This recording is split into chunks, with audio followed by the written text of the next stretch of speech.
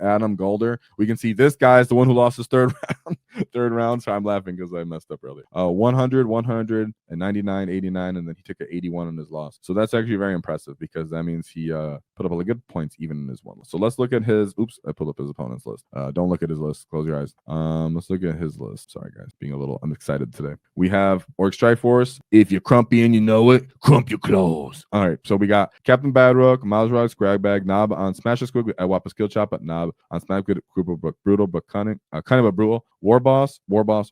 Oh, I love this guy. This is fantastic. So it's very similar to probably your list or a lot of our lists with this top section. That's what I like to run. But triple Warboss is beautiful. So we got 1, 2, 3 truck. That's kind of like I like to keep the sweet spot because you usually don't bring it down, but we'll see the rest of his list. We got Flash Kits, 2 units, 3 units of Gretchen, like that. And then we have 3 units of 5 knobs. So he went for the triple Warbosses and then 3 5-man use of knobs. I can totally understand why people are bringing these because they feel like, hey, if I have to fight smaller units of Space Marine, let's see, Death Guard, CSM, of normal Imperial Space Marines, whatever it may be, I want to be able to throw her small units out throughout the game and not just one big back scalpel to punch out a death ball. I can totally understand that because they're looking for skirmishes and trades. So that seems to be very effective. I really like to see that. 2 big bricks of Squig Hog boys. Now these become the big killy boys, right? And having one of them with cunning but brutal means you're giving the enemy the knowledge of, hey man, either if you don't kill me fully, I'm gonna keep tagging you and going everywhere. It makes them a focus sometimes. And then you have 2 units of Storm Boys. So instead of the bikers,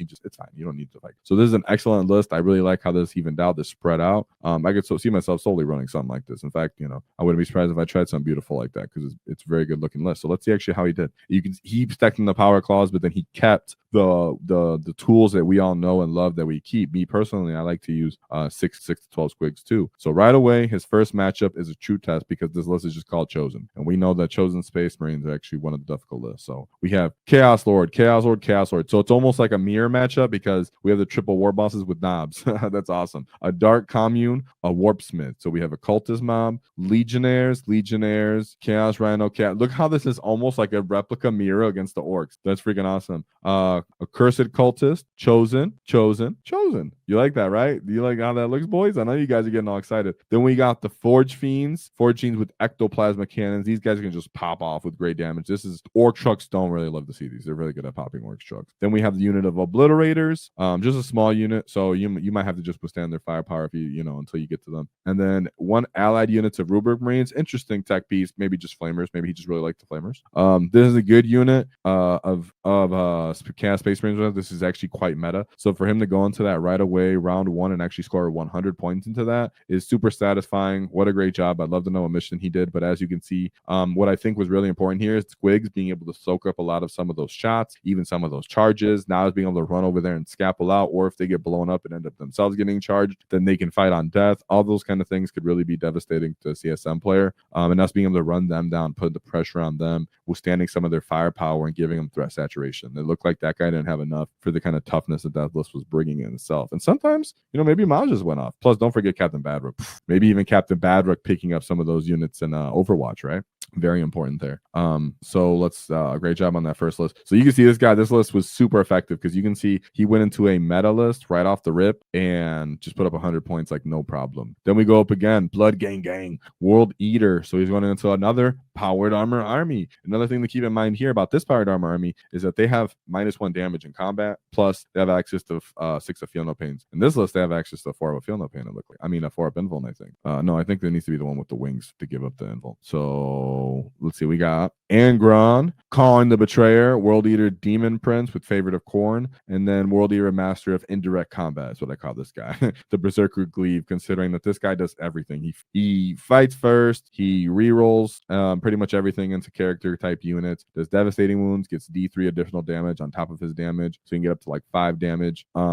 Or 6, something like that. And he is just really, really annoying for some armies. Oh, and usually his Berserker unit moves when you shoot it up. So he's very important for an Orc player to devastate and has used Fighting Death again. So we got Jackals, and luckily we have that because some armies just don't have anything to do about him. I use Flash Gets on him or Find Death. We got Jackals.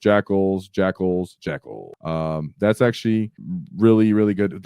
What people don't understand is Jackals, when the World Eater combo, is actually really important because they're good at fighting for their volume. They fight pretty much like Orc boys. And they also have sticky objectives for when they die. Sorry, not when they die, but they have sticky objectives in general, so they can run forward. Then we have a big unit of Corn Berserkers and a small one. I'm assuming Karn's in the small one, and then the Master of Execution is the big one. And then just one Rhino. The Rhino really does matter when you put the Master of Execution in there, because then it gives you a beautiful delivery system. World Eaters Chaos Bonds, they have great Feel No Pains. It becomes better, I think, when you pick it for the Army Wild. And then Flesh Hounds, and then a Brigand. I think he would have got more out of bringing either more brigands or I'm having a brain fart right now, but the cavalry unit of corn dogs. I'm having a brain corn corn dogs. Yeah, corn dogs. Whatever. I'm keeping that. So that's very important. And I want to say, and I'm not, man, I really want to say this, but I can't remember if it's the winged one or not. But I'm pretty sure this World Demon Prince gives a 4-up invuln aura within 6 inches. That's why he has so many of these jackals on this list, because then he can kind of flower out and daisy chain back to that Demon Prince aura and retain a 4-up info, which soaks up screens and stuff. I'm pretty sure that's that one. Maybe it's the winged one, but I think it's that one. But he did end up putting up 100 points against that. So if you know how to play and you have all those tools, you can end up being world eaters too. We have a good win rate into them. But you've seen a lot of the top tables, people have lost to orcs or tied with them, you know, and such like that. And it's not surprising at all, because I have struggles into that really good orc world eaters player too, depending on their list. Now this is his third game. This one he did lose. I'm reading it correctly. 81. Okay, make sure I'm not tripping again like last time. All right, so he has Abaddon the Despoiler. Right now you can see this guy. He pretty much says, haha, I like to shoot, and I don't like to fight. So I don't know why he's proud of that. That's Zogan Grai of him to think. So we got Dark Commune, Abaddon the Despoiler, Cultist, Cursed Cultist, Obliterator, Warp Talons, with the mark of Slaanesh. I think that allows them to get lethal, pretty sure. Forge Fiend, the mark of Nurgle, so they can't really be shot. And then Nurglings, Seekers, and Blue Scribe. So the Nurglings, if they're played correctly, he would use those, in my opinion, to move block the Squighog boys, especially if you went first. Right away, get up in there, boop, take them in the back. If not, then you set them somewhere where you're assuming the orcs are going to get in combat and try to debuff their combat potential. And really, these Ectoplasma Forge Fiends are excellent. So they might have just gone off. There's a chance that they can just go off with their abilities with lethal and sustain, and all of a sudden they're just laying down fire into you, and it's great damage profile.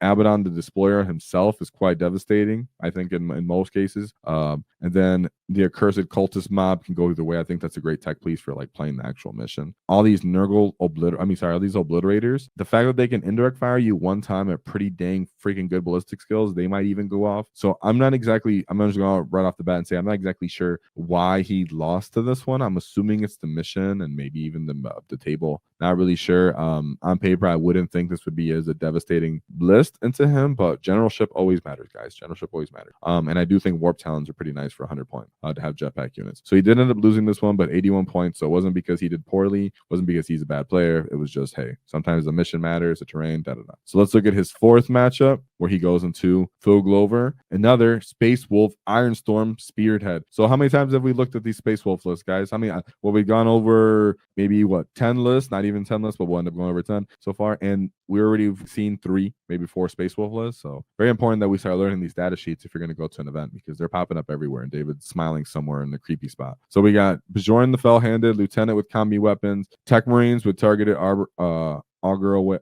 Web Aura, Tech Marine with Adept of the Omnissiah, a Gladiator Reaper. I think that's pretty excellent, right? Because if you're getting lethal shots with this guy too, Gladiator Reaper, Onslaught Gatling Cannon, I think that makes sense. I'm surprised there's not more of them. And then Scepter Squad, right here, Plasma again, another small unit with Plasma again. 1, 2, triple Redemptor Dreadnoughts, only 1 Scout Marine Squad, triple Whirlwinds, and a Cladius Grafting Assassin. So I'm pretty sure this is the same, or maybe not. It looks almost the same as another Space Wolf list we just covered, but it's not, because the other guy didn't have the Reaper. I'm pretty sure he didn't have the Reaper. Yeah, and it's important that we just know exactly how this person's playing, what you need to go into it. I advise using grenades. I advise maybe even tank shotgun if you have to, not if you want to. Not only in the last chase scenario. Focus firing your bomb twigs into one spot when you're going to throw grenades into something, and then put your dev wounds into something, because it's going to take a lot of damage to kind of throw some of these guys down. So yeah, always going to be a tough matchup for us right now, and that's why I'm going into Gaz. But he still did, like we see, put up 99 points into that, because if you're playing the mission and you do kill enough of them, you do killing resources, and you do take over the side of the table and utilize your OC in the time of the wall, you can kind of just outlast them enough to win on the mission. But if you're, not practiced and you're kind of worried and such, and they get lucky maybe with their rolls, it can still be a very devastating, difficult matchup. So then we got the brain bugs with the synaptic nexus. Now, what's interesting about this one is for us as Orc players, keep in mind they reduce AP by 1, so that's what you need to pay attention to.